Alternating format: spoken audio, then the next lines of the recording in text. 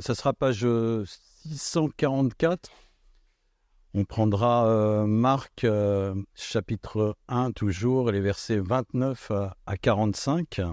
Les deux premiers épisodes de l'évangile de Marc nous ont permis de comprendre que la venue de Jésus-Christ sur terre correspondait à une bonne nouvelle, celle du commencement d'une nouvelle ère prophétisée de longue date, donc avec la venue de Jésus, le Fils bien-aimé de Dieu.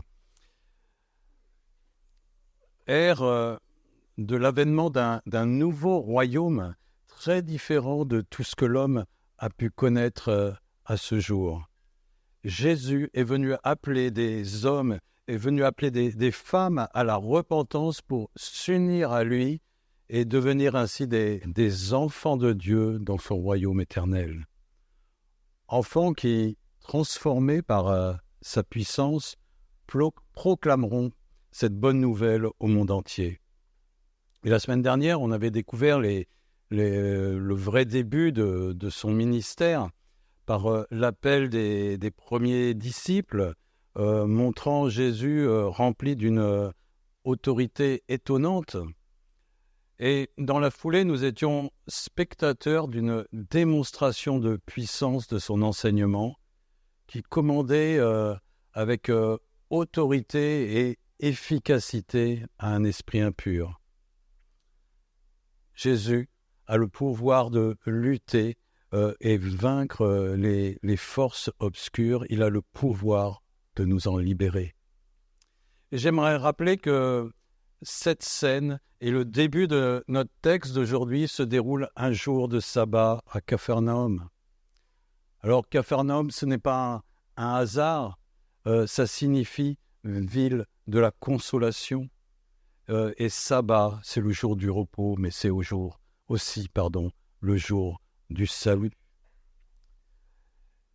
Malheureusement, de nos jours, quand on entend Capharnaüm, ça évoque autre chose. Ça évoque un grand désordre. Je n'ose pas utiliser un autre terme. Mais aujourd'hui, si justement tu es dans le Capharnaüm, si dans ta tête c'est le Bronx, si tu es perdu, je crois que tu es au bon endroit pour recevoir justement la consolation, le repos, le salut auquel Jésus t'appelle avec autorité et puissance. Lisons.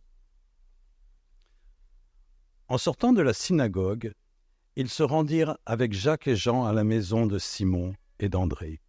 La belle-mère de Simon était couchée avec de la fièvre. Aussitôt, on parla d'elle à Jésus. Il s'approcha, la fit lever en lui prenant la main, et à l'instant, la fièvre la quitta. Puis elle se mit à les servir. Le soir, après le coucher du soleil, on lui amena tous les malades et les démoniaques. Toute la ville était rassemblée devant la porte. Il guérit beaucoup de personnes qui souffraient de diverses maladies. Il chassa aussi beaucoup de démons et il ne leur permettait pas de parler parce qu'ils le connaissaient. Vers le matin, alors qu'il faisait encore très sombre, il se leva et sortit pour aller dans un endroit désert où il pria. Simon et ceux qui étaient avec lui se mirent à sa recherche. Quand ils l'eurent trouvé, ils lui dirent « Tout le monde te cherche !» Il leur répondit « Allons ailleurs, dans les villages voisins, afin que j'y prêche aussi, car c'est pour cela que je suis sorti. » Et il prêchait dans leur synagogue, par toute la Galilée, et chassait les démons. Un lépreux vint à lui et se jetant à genoux lui dit en suppliant « Si tu le veux, tu peux me rendre pur. » Rempli de compassion, Jésus tendit la main, le toucha et dit « Je le veux, sois pur. » Aussitôt, la lèpre le quitta et il fut purifié. Jésus le renvoya sur le champ avec de sévères recommandations. Il lui dit « Fais bien attention de ne rien dire à personne, mais va te montrer au prêtre et présente pour ta purification ce que Moïse a prescrit, afin que cela leur serve de témoignage. » Cependant, cet homme une fois parti, se mit à proclamer partout la nouvelle et à la propager, de sorte que Jésus ne pouvait plus entrer publiquement dans une ville. Il se tenait dehors dans les lieux déserts, et l'on venait à lui de partout. Jusqu'ici la lecture. Par sa victoire sur un esprit comme entrée en matière pour son ministère, Jésus a frappé les esprits de toute la foule dans la synagogue de Capharnaüm.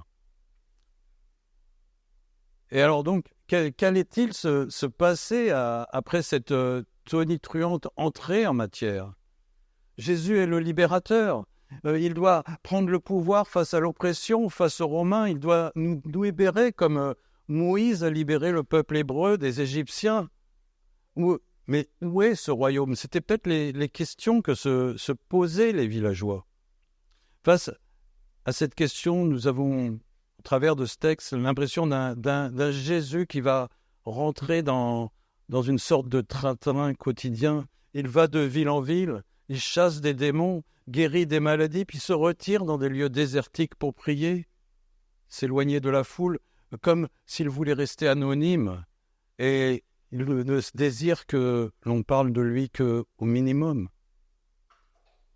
On pourrait quand même, je pense, faire un beau message sur cette vie. Un Christ à la vie équilibrée, pieuse, qui va à la synagogue, qui sait s'arrêter, prendre un temps avec les amis, se reposer, prendre le temps de prier, de s'occuper de son prochain. Un Christ modèle pour l'homme. Un Christ qui n'est pas venu que pour faire du sensationnel, mais aussi pour apporter du bien, du bien-être dans tous les aspects de notre quotidien. Jésus n'accomplit pas forcément de grandes choses, mais il intervient dans chacun des plus petits moments de notre existence. C'est super. Nous pouvons compter sur lui, il est le Dieu d'amour. Et rien dans notre vie n'est trop insignifiant pour qu'il y intervienne. Vous voyez le genre de message que l'on pourrait faire. Mais au milieu de tous ces miracles, nous trouvons la guérison de la belle-mère de Simon, de Pierre, si vous le préférez. Et c'est le premier point. Le Messie nous délivre de la malédiction de la loi, de la malédiction divine. Versets 29 à 31. Qu'est-ce que c'est cette guérison d'une banale fièvre? Qu'est-ce qu'elle nous apporte sur la personne de Jésus, mais aussi en quoi va-t-elle me pousser à le suivre, à lui faire confiance?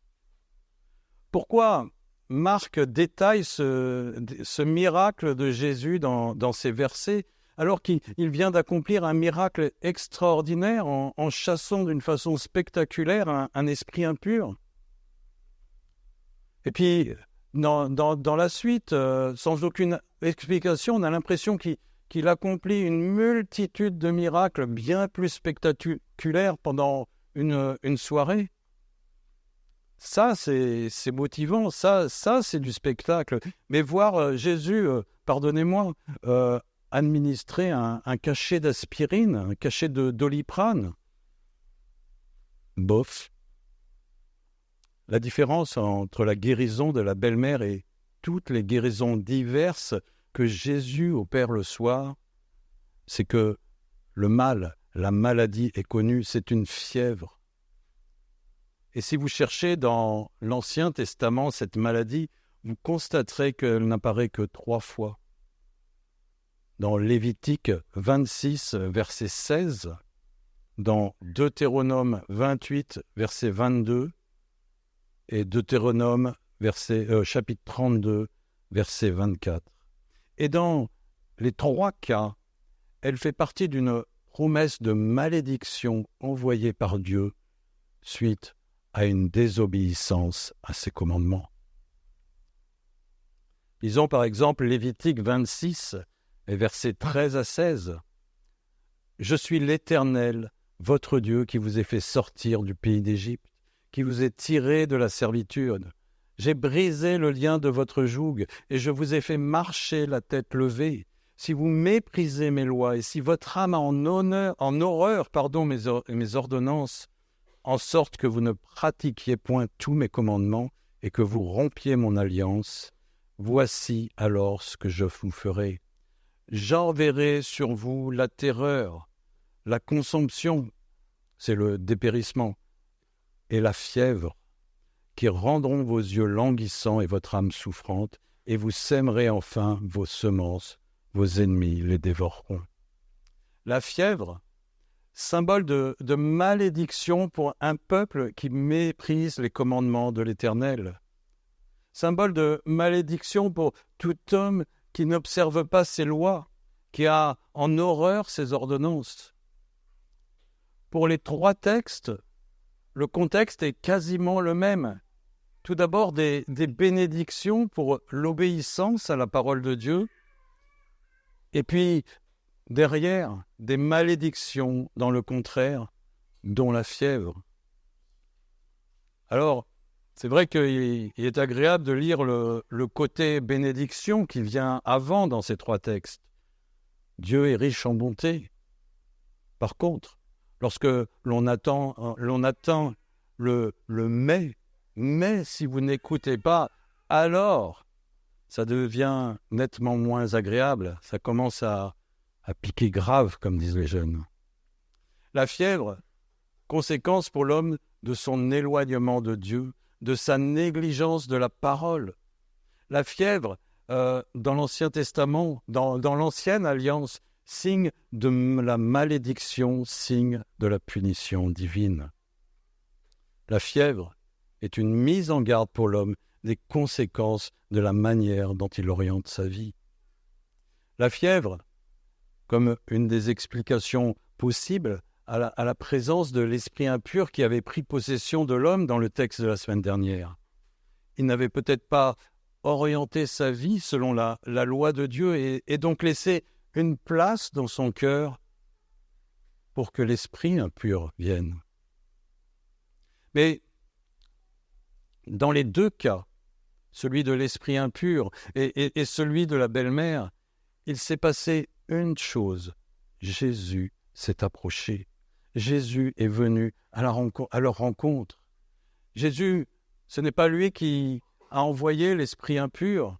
Ce n'est pas lui non plus qui a envoyé la fièvre en punition à une vie mal orientée. Il n'est pas montré par Marc comme celui qui aurait condamné et accusé un pécheur, un rebelle. Il n'est pas question dans notre texte d'un juge qui va venir, mais il est présenté comme celui qui libère de la fièvre.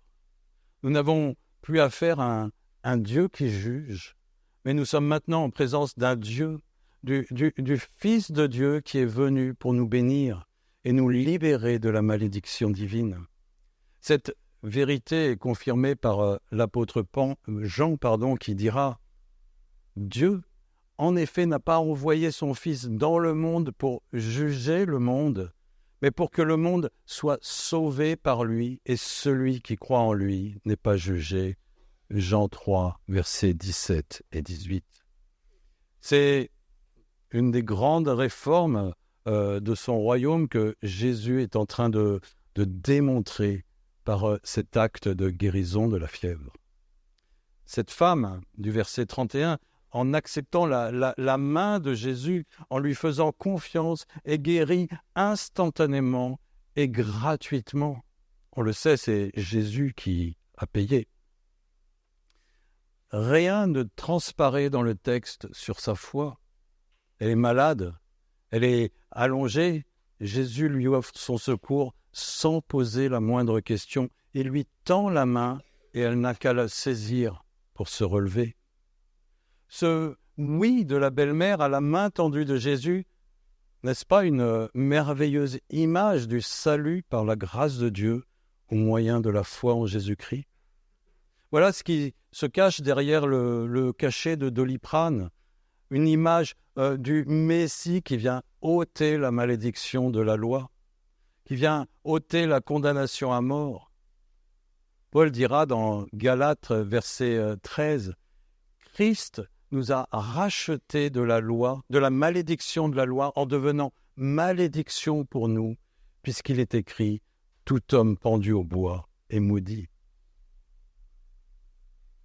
Verset 31, toujours, le texte nous dit que Jésus relève la belle-mère de Pierre. La même racine de mots est utilisée dans le Nouveau Testament pour désigner la résurrection. Jésus fait plus que guérir une fièvre. Il relève d'une certaine façon, il ressuscite spirituellement cette femme qui était en souffrance.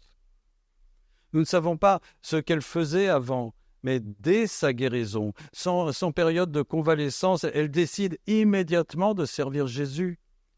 Jésus ne l'a pas guérie parce qu'elle aurait été fidèle et dévouée avant, mais elle le devient parce que Jésus l'a guérie gratuitement, sans condition. Il l'a relevée. Et c'est merveilleux, dès le début de l'évangile de Marc, nous pouvons donc entreapercevoir la résurrection qui achèvera le récit du ministère de Jésus sur terre. La bonne attitude en réponse à son appel, on le voit, le servir. Alors le servir comment? C'est notre deuxième point. Et on va voir quelques facettes en découvrant un peu plus qui est Jésus et en observant comment Jésus propage son message au quotidien. C'est les versets 32 à 39. Ensuite, à ce miracle, le texte nous décrit une tranche de vie du ministère de Jésus. Alors, je vais juste faire quelques remarques. On ne sait pas ce qui s'est passé entre la guérison de la belle-mère et le soir. Mais on peut imaginer que Christ a consacré un temps à ses nouveaux amis, qu'il a pris le temps de manger, servi par la belle-mère, le temps de discuter, de partager peut-être sur ce qui s'est dit à la synagogue. Certainement a-t-il enseigné, peut-être corrigé des erreurs ou des mauvaises compréhensions. Il a certainement aussi encouragé.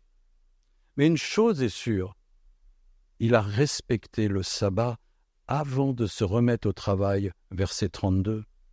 Il nous est dit, le soir après le coucher du soleil. Ce n'est qu'à ce moment-là qu'il repart faire des miracles. Et il me semble que dès le début de son ministère, Jésus nous laisse par cette attitude, sa façon de vivre, une invitation justement à mettre ce temps à part du dimanche ou malheureusement pour certains d'un autre jour pour nous reposer, mettre en veilleuse toutes nos activités et vraiment se consacrer à célébrer la gloire de notre Dieu dans l'Église, dans la communion fraternelle. Mes amis, si le sabbat, que ce soit le dimanche ou un autre jour, est aujourd'hui un jour off, cela vient de Dieu, cela vient de sa parole, et si Jésus montre l'exemple, c'est que c'est bon. Alors par exemple, le dimanche, nous ne nous privons pas de la communion fraternelle pour satisfaire à des besoins un peu égoïstes. Continuons à privilégier le rassemblement du culte, continuons à nous accueillir, à nous inviter les uns les autres pour l'unique gloire de Dieu. Imaginez Dieu un dimanche contemplant du haut de son trône céleste toute son Église partageant un repas dans l'union avec Christ par son Esprit. Quel tableau merveilleux, quelle gloire, quel sabbat pour Dieu. Revisitons nos jours de sabbat et interrogeons-nous sur la place que nous avons consacrée à notre Seigneur. Après le sabbat, nous voyons Jésus accomplir une multitude de miracles pour lesquels nous n'avons pas de détails. Mais cela vient confirmer quelques points. Le début du ministère de Jésus correspond bien au jour tant attendu par tout le peuple d'Israël. Ce jour a été annoncé par de nombreux prophètes comme Ésaïe 29, versets 18 et 19. Il est écrit « Ce jour-là, les sourds entendront la lecture du livre, et délivrés de l'obscurité des ténèbres, les yeux des aveugles verront.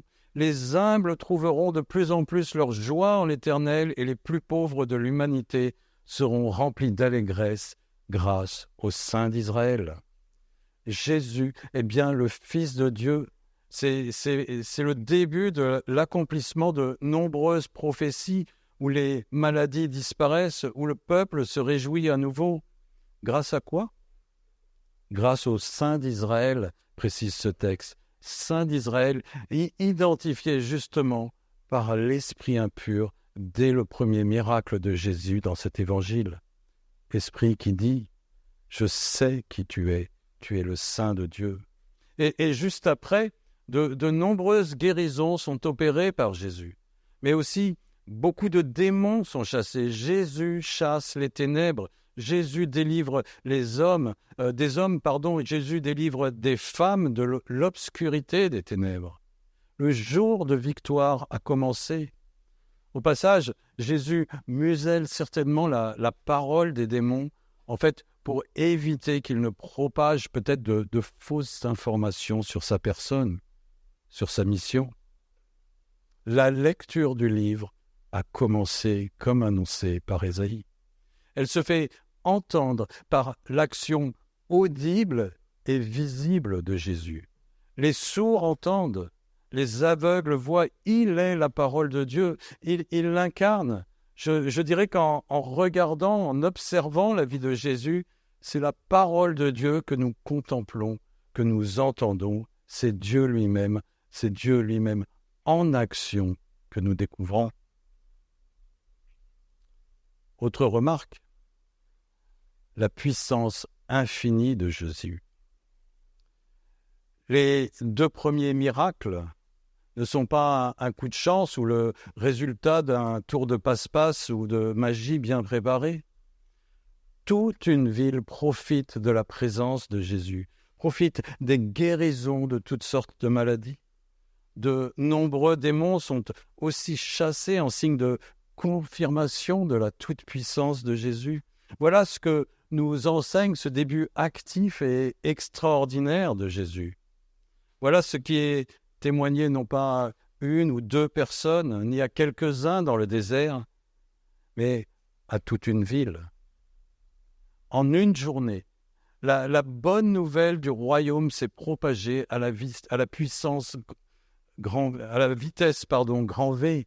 Quel encouragement pour nos ministères respectifs, accompagnés de la puissance de Jésus. Par la foi, de nombreuses personnes peuvent recevoir la guérison par la parole de Dieu en une journée. Et à partir du verset 35, une nouvelle journée commence pour Jésus. Journée qui, il me semble, est riche aussi sur la façon de servir de notre Seigneur, sur ses priorités en particulier dans les versets 35 à 39. Tout d'abord, nous découvrons comment Jésus oriente sa journée. Avant que le matin, avant le début du jour, puisqu'il nous est dit avant que le soleil se lève, Jésus, on voit là un Jésus très matinal, mais un Jésus immédiatement désiré de partager un temps privilégié avec son Père. Un temps sans être absorbé, sans être attiré, dérangé par qui ou quoi que ce soit.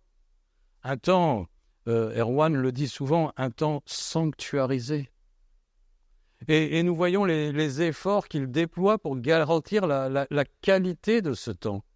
Il part de nuit pour que personne ne le voie. Et puis il va dans un lieu désert pour ne pas être trouvé.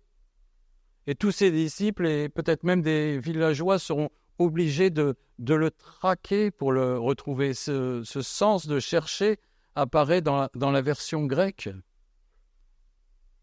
Il met en fait tout en œuvre pour que son temps de prière ne soit pas perturbé. Quelle leçon à reproduire à la maison, le matin, le soir, le midi, peu importe. Mais si tu veux profiter d'un moment d'exception dans ta journée, un moment d'échange avec le maître de l'univers, si tu veux entendre sa voix, éteins ton téléphone, éteins ta radio, éteins ta télévision et va te cacher dans un endroit où on ne peut pas te trouver, où on ne peut pas te déranger, où il n'y a rien d'autre à faire ou à voir que la parole de Dieu et la prière. Il y a quelques années, lors d'un week-end d'église, dont justement le thème était la prière, l'orateur a commencé son premier enseignement. D'ailleurs, c'était le titre de ce premier enseignement. Prier, c'est pas gagner. Aujourd'hui, Jésus nous montre une piste pour saisir la victoire sur la prière. Et finalement, les disciples trouvent, peut-être que c'est Jésus qui, à ce moment-là, se laisse trouver parce que c'est le moment de passer à autre chose.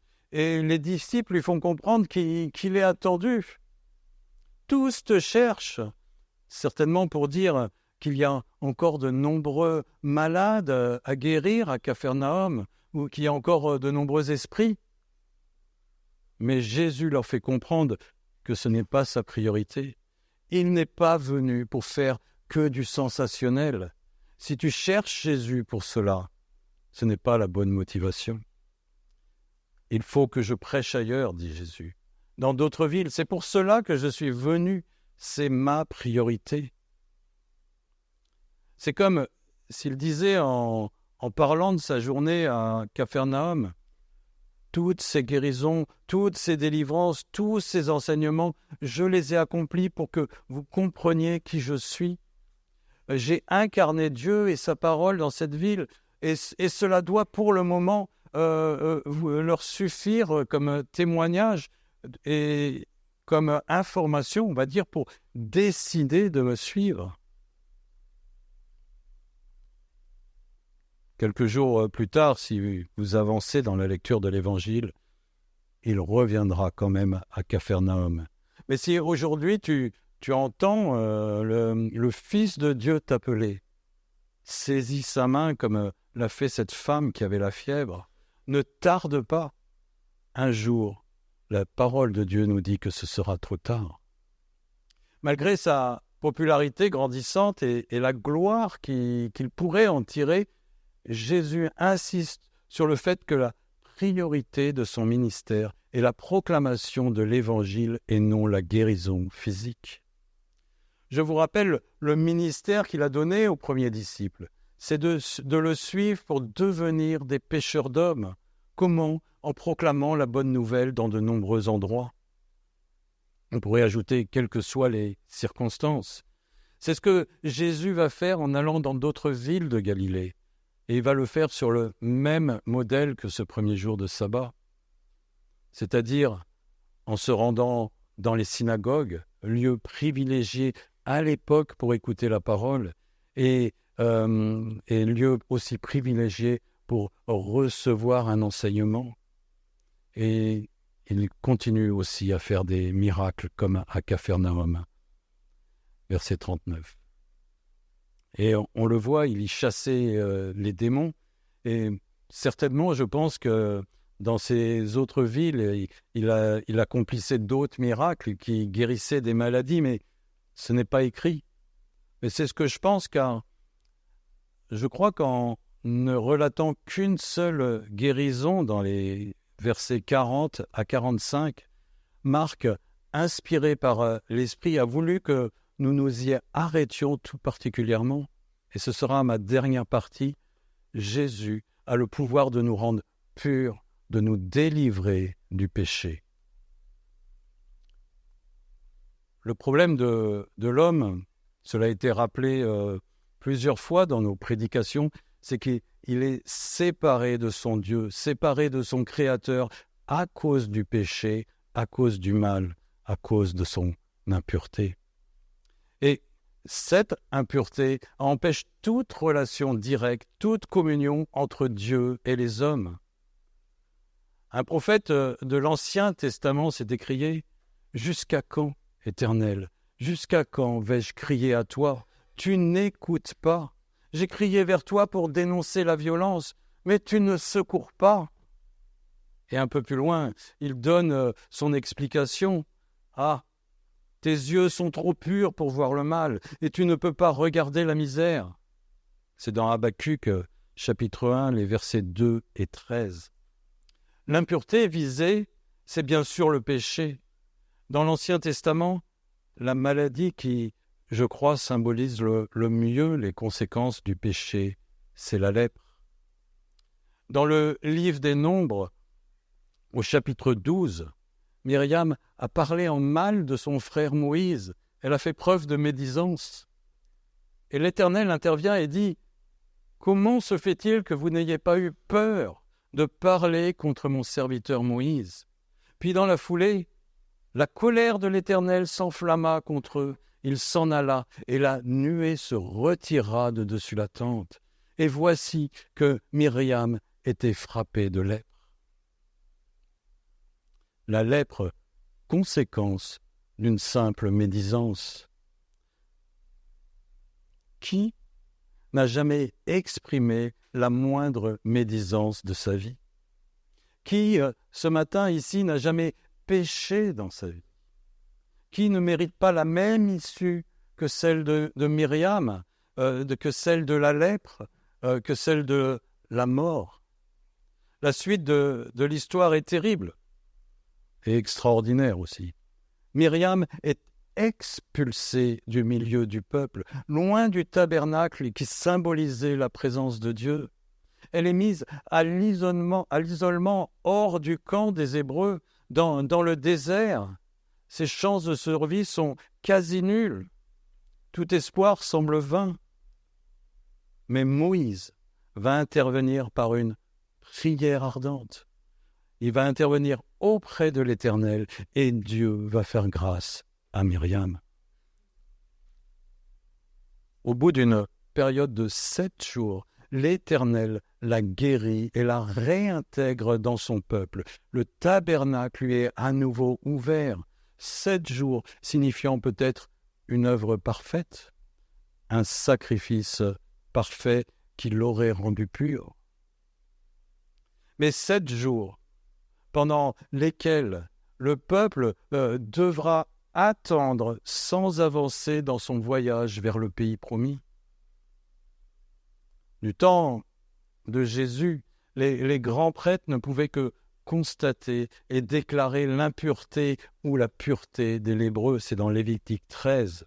Ils pouvaient aussi faire des sacrifices pour purifier quand ça arrivait les lépreux guéris. Mais ils n'avaient pas le pouvoir de guérir la lèpre. Ils n'avaient pas le pouvoir de rendre purs les lépreux. Ils n'avaient même pas le droit d'être en contact avec les lépreux sous peine de devenir impurs eux-mêmes. Nombre 19, verset 22. Mais Jésus, rempli de compassion par la situation désespérée de cet homme, va le purifier. Jésus dévoile ainsi plus clairement qui il est et ce qu'il est venu faire. Il montre qu'il a l'autorité et la puissance pour nous délivrer de la lèpre, pour nous délivrer de la mort, comme conséquence du péché. Il est ce secours tant attendu par Habacuc. Jésus touche le lépreux qui est instantanément purifié. Ce que les grands prêtres ne pouvaient pas toucher, ce qu'ils ne pouvaient pas guérir, ce qu'ils ne pouvaient pas purifier, ce qu'ils ne pouvaient pas sauver, Jésus, lui, en a le pouvoir, si tu le crois. La belle-mère avait témoigné de sa foi en Jésus-Christ en acceptant la main tendue. Le lépreux est guéri en se prosternant devant Jésus, en le suppliant, en confessant sa puissance. Si tu le veux, tu peux. La puissante parole de Dieu proclamée dans la Galilée porte du fruit. Le royaume de Dieu grandit. Jésus apporte la délivrance. Il a le pouvoir de nous réconcilier avec Dieu. Il a le pouvoir de régler le problème de l'homme. Et notre texte se termine sur une note bizarre, versets 44 et 45. Jésus semble en colère après le lépreux purifié. Pourquoi ? Alors je ne m'étendrai pas sur la réponse, mais le texte nous expose clairement la raison. Jésus sait que cet homme, malheureusement, continuera de désobéir et qu'il sera un obstacle, un frein à la progression de son royaume, puisqu'il va l'empêcher de rentrer dans les villes. Amen. Prions. Seigneur, que nous puissions chaque jour, dans le temps que nous t'avons sanctuarisé, méditer sur cette image du lépreux, encore désobéissant, mais purifié, c'est-à-dire délivré du péché et intégré dans le royaume de Jésus-Christ, notre secours, intégré pour l'éternité. Seigneur, que nous puissions méditer cette image en nous appuyant par la foi sur ces certitudes que Jésus, le Fils de Dieu, nous délivre de la malédiction divine et nous purifie de tout péché pour nous réconcilier avec notre Père. Et prions pour que Dieu nous délivre de toute médisance, de tout laisser aller, de toute négligence, de tout péché qui ralentirait l'avancement triomphal du royaume de notre Seigneur Jésus-Christ. À l'image de ce qui s'est passé pour le peuple hébreu bloqué dans le désert 7 jours, ou à l'image de ce lépreux guéri, mais qui allait empêcher Christ de pouvoir rentrer dans les villages pour proclamer la bonne nouvelle.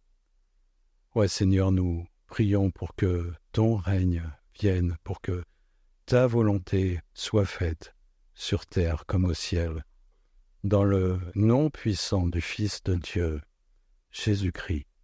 Amen.